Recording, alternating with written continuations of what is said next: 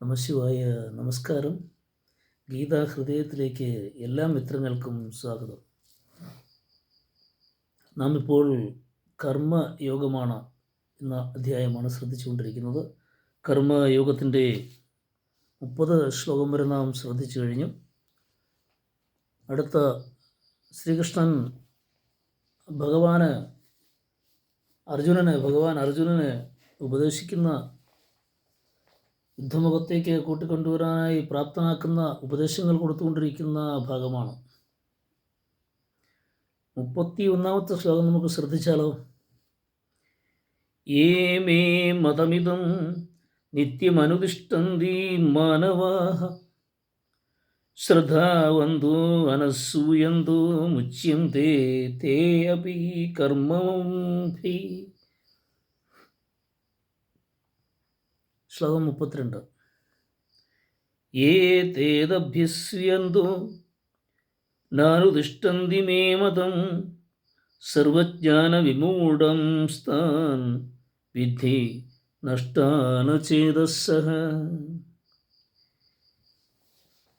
ഇവിടെ ഭഗവാൻ പറയുന്നത്, ഈ ശ്ലോകത്തിൻ്റെ അർത്ഥങ്ങൾ നോക്കുമ്പോൾ, ആരാണോ എൻ്റെ ഈ അഭിപ്രായത്തെ ദോഷം ആരോപിക്കാതെ ശ്രദ്ധയോടെ അനുഷ്ഠിക്കുന്നത് അവർ ശ്രദ്ധാലുക്കളും നിന്ദിക്കപ്പെടാത്തവരുമായി കർമ്മങ്ങളിൽ നിന്ന് രക്ഷ നേടുന്നവരായി തീരുന്നു. ഏതഭിപ്രായത്തെ പറ്റിയാണ് പറഞ്ഞത്? കഴിഞ്ഞ ശ്ലോകത്തിൽ ഭഗവാൻ പറഞ്ഞത് അതിനെപ്പറ്റിയാണ്, എൻ്റെ അഭിപ്രായത്തെ എന്ന് പറഞ്ഞത്. കഴിഞ്ഞ ശ്ലോകത്തിൽ പറഞ്ഞ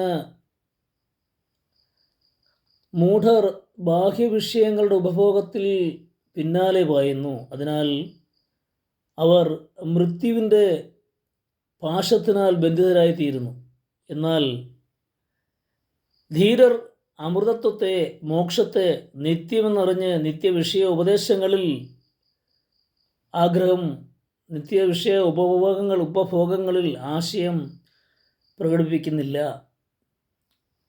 എന്നൊരു ഘടോപനിഷത്തിൻ്റെ ശ്ലോകങ്ങൾ ഉദാഹരിച്ചുകൊണ്ട് ഭഗവാൻ പറഞ്ഞു. ആ അഭിപ്രായത്തെയാണ്, എൻ്റെ ഈ അഭിപ്രായത്തെ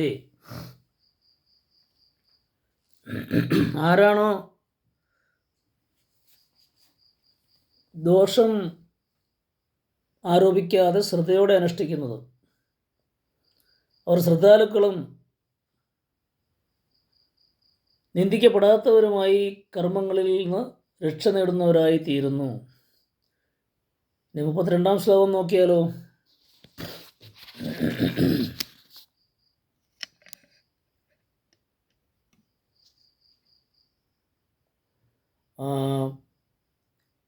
മറിച്ച് എൻ്റെ ഈ അഭിപ്രായത്തെ ദോഷം ആരോപിച്ച് തള്ളിക്കളയുന്നവരും എൻ്റെ അഭിപ്രായത്തിനനുസരിച്ച് ജീവിക്കാത്തവരും ആയ സർവജ്ഞാന വിമൂഢർ നാശമടയുന്നു. സർവജ്ഞാന വിമൂഢർ, ആ പ്രയോഗം തന്നെ നോക്കണം.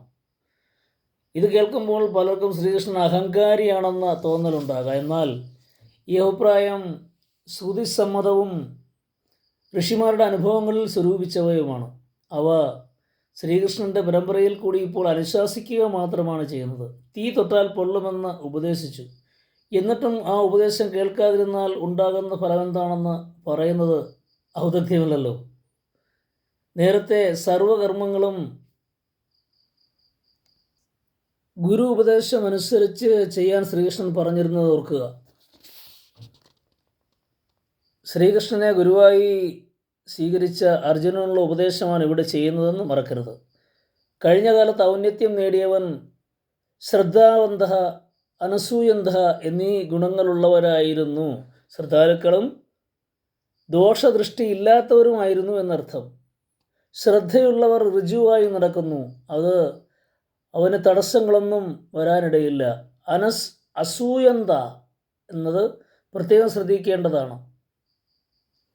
മറ്റുള്ളവരുടെ ഗുണങ്ങളിൽ ദോഷം ആരോപിക്കുന്നവരാണവർ. സദ്ഗുണങ്ങൾ പരമേശ്വരൻ്റേതാണ്. അതിനാൽ അതിൽ ദോഷം കാണുന്നവർ ഈശ്വരനെ അറിയുന്നില്ല എന്നർത്ഥം. എന്നാൽ ശ്രീകൃഷ്ണൻ്റെ വാക്കുകളെ തിരസ്കരിക്കുന്നവർ അക്ഷരവൈരികൾ അല്ല, മറിച്ച് വിമൂഢരാണ്. അതായത് പഠിച്ചവരും താർക്കികരുമായ ആളുകൾ ശ്രീകൃഷ്ണനെ പോലെയുള്ള യോഗേശ്വരൻ്റെ ദിവ്യ ഗുണങ്ങൾ അറിയാതെ അവരിൽ ദോഷം ആരോപിക്കുകയാണ് അവർ. അതിനാൽ അവർ സർവജ്ഞാന വിമൂഢരാണ് എന്നാണ് ഭഗവാൻ പറയുന്നത്. ഈ ശ്ലോകങ്ങളുടെ രത്നച്ചുരുക്കം അർത്ഥം ഇത്രയും വിശദമായി പറഞ്ഞുകൊണ്ട് രത്നച്ചുരുക്കം ഒന്നും പറയാം. അർജുനൻ ഭഗവാന്റെ ശിഷ്യനാണല്ലോ. ഹേ അർജുന, രാജർഷികൾ വഴി അനാസക്തി യോഗത്തിൻ്റെ സിദ്ധാന്തം എങ്ങനെയാണോ പരമ്പരാപ്രോക്തമായി എനിക്ക് ലഭിച്ചത്, സ്വയം മനനത്തിലൂടെ ഞാൻ അതിനെ നിർണയം ചെയ്തത്, ഈർഷ്യാരഹിതനും ശ്രദ്ധാലുവുമായി അതിനെ ആചരിച്ചത്, കർമ്മഫല ആസക്തി ഇല്ലാതായി തീരും. അങ്ങനെ അതിനെ ആചരിച്ചാൽ കർമ്മഫല ആസക്തി ഇല്ലാതായി തീരും. ദംഭികളായ രാജാക്കന്മാർ എൻ്റെ വാക്കുകളെ ശ്രദ്ധിക്കുന്നതിന് പകരം ഈർഷ്യയോടെ എൻ്റെ ഈ ജ്ഞാനത്തെ തള്ളിക്കളയുന്നു. ഉദാഹരണത്തിന്, ദുര്യോധനനെ പോലുള്ള അത്തരക്കാർ ഈ ഭോഗ ഐശ്വര്യങ്ങൾക്കായി യുദ്ധത്തിനൊരുമ്പെടുന്നു എന്നാണ് ഈ പറഞ്ഞ 2 ശ്ലോകങ്ങളുടെയും രത്ന ചുരുക്കം. മനസ്സിലായി കാണും എന്ന് വിശ്വസിക്കുന്നു. നല്ലതുപോലെ വായിക്കുക, വീണ്ടും വീണ്ടും ആവർത്തിച്ച് വായിക്കുക, എന്നാൽ പെട്ടെന്ന് തന്നെ മനസ്സിലാവും. അവസാന രത്നചുരുക്കം പറഞ്ഞു നിർത്തിയത് അതുകൊണ്ടാണ്. ഗുരുപാദാരബന്ധങ്ങളിൽ സമർപ്പിക്കുന്നു. അടുത്ത ശ്ലോകവുമായി അടുത്ത ദിവസം വീണ്ടും കാണാൻ സമ്മതിക്കാൻ കഴിയട്ടെ എന്ന് പ്രാർത്ഥിക്കുന്നു. ഏവർക്കും ശുഭസുദിനം.